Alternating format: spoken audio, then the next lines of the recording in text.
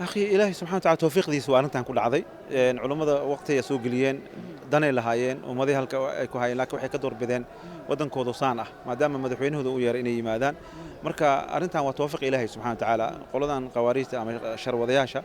ومدوي دبين أنت السنة إلهي سبحانه وتعالى حرقه وديري تلو قبنا وإلهي سبحانه ظالمك وحالي إن الله لا يمهل ظالمك واسوقا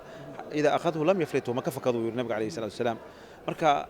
nihayadooda weeye waa noo caddahay bishaarada arkeena culimada iyo iskhilaafsaneed oo heshiisay arkeena waxaan arkeena dawlad iyo ummad oo wada heshiis ah iyo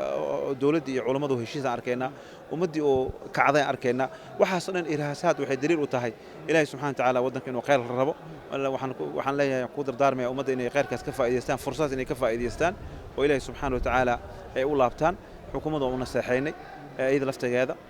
shacbiga maxay diinteen waa diin naseexo marka aad baan rajo weyn u walaana inay diinta markaan wadadii wanaagsaneed ee ku dhacday kuwaasna ilaahay gacantooda ka baxay